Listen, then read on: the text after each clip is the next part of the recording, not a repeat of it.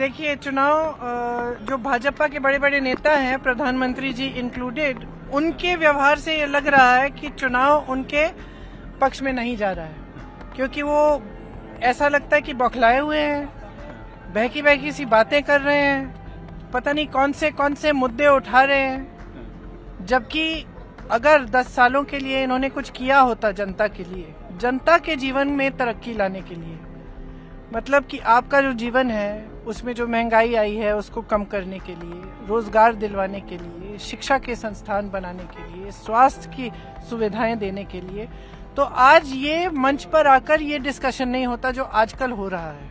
रोज सुबह उठ के कोई नया मुद्दा उठा रहे हैं जिससे कोई ताल्लुक नहीं है जनता का, मतलब उसको, और इस हद तक अब चले गए हैं कि अपने आप नए नए मुद्दे ऐसे निकाल रहे हैं, झूठ बोल रहे हैं लोगों को, और लोगों को गुमराह करने की कोशिश, डराने की कोशिश हो रही है। और मुझे लग रहा है कि ये सब जो शुरू हुआ है फर्स्ट फेज की पोलिंग के बाद, मुझे लग रहा है कि शायद इनको लग रहा है कि ये रुझान जो है इनके पक्ष में नहीं जा रहा है, इसलिए ये ऐसा कर रहे हैं। अब यही लगता है आपको भैया जी, पहले तो मैनिफेस्टो हुआ तो आप लोगों का भी आया, बीजेपी का मैनिफेस्टो आया, तब विजन बताया जा रहा था 2047। देखिए उनके विजन जो है, आज विजन की बात नहीं हो रही है, आज सिर्फ प्रधानमंत्री के भाषणों में कांग्रेस है। क्या कैसे देखती हैं आप इसको? ये इनकी पुरानी आदत है। हम शुरू से और अभी तक हम विजन की बात कर रहे हैं। हम जहाँ जा रहे हैं कह रहे हैं कि ये हमारी गारंटी है, इस तरह से हम रोजगार बनाएंगे, महिलाओं को हम ये देंगे, महिलाओं के लिए हम ये रोजगार देंगे, आदिवासियों के लिए ये करेंगे, SC ST के लिए ये करेंगे। हम सिर्फ यही बातें कर रहे हैं। आप मेरे भाषण को भी सुने, आधा भाषण इसी पे है, ठीक है, कि हम क्या करने जा रहे हैं और क्या देश की क्या परिस्थितियां हैं। अब इनके जो भाषण है आप सुनते हैं, आप देखते हैं क्या कहाँ है ये बातें, कौन सा विजन भाई? क्या ये विजन आपने कह दिया कि 2047 का विजन है, लेकिन क्या है ये विजन? और इस विजन को आगे बढ़ाने के लिए आपने पिछले 10 सालों में क्या किया? आपने तो देश की सारी संपत्ति दे दी अपने दोस्तों को, आपने तो दे दी ना सारी संपत्ति, सारे कोयले के खदान, सारे बंदरगाह, सारे एयरपोर्ट, सारी सड़कें, आपने सब दे दी अपने दोस्तों को। क्या यही है आपका विजन? आपका आम आदमी के लिए क्या विजन है? आप रोजगार देने के लिए क्या कर रहे हैं?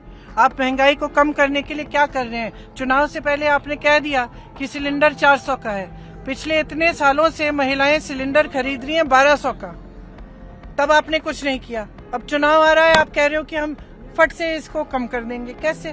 पहले क्यों नहीं की जब आप कर सकते थे?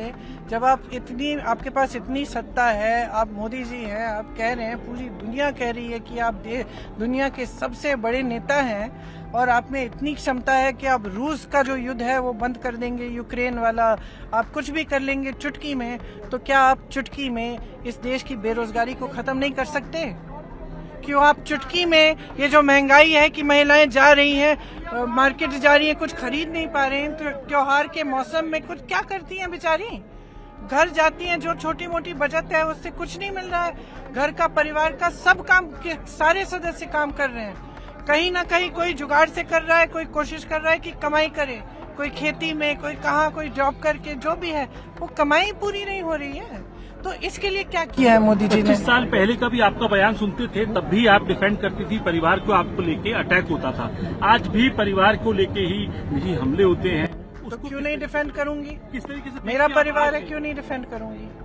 देखिए, परिवारवाद की बात करते हैं आप, जरा मुझे गिन के, अगली बार आप मेरे से मिलेंगे ना, मैं आपसे मांगूंगी, आप मुझे एक सूची दीजिए कि किस किस परिवार के कौन से बच्चे, बेटे, बेटियां, चाची, चाचियां इनकी पार्टी में हैं, और मैं दावे के साथ कह सकती हूँ कि आज इनकी पार्टी में ज्यादा है। तो ये जो परिवारवाद की बात करते हैं ना, इनको समझना चाहिए कि परिवार जो भी होता है, हर परिवार में एक मर्यादा होती है, हर परिवार के कुछ असूल होते हैं, और परिवार के सदस्य उन असूलों के लिए हमेशा लड़ते हैं। यही हमारी परंपरा है। भगवान राम ने भी यही किया। भगवान राम को हम आज क्यों पूछते हैं? क्योंकि यही थी उनकी मर्यादा थी, उन्होंने अपनी मर्यादा को बचा के रखा और उसके लिए, सच्चाई के लिए लड़े। यही हम कर रहे हैं। अब इसको ये एक दिन परिवारवाद कहते हैं, दूसरे दिन ये देशद्रोह कह देते हैं इसको, तीसरे दिन कह देते हैं कि हम धर्म के खिलाफ हैं।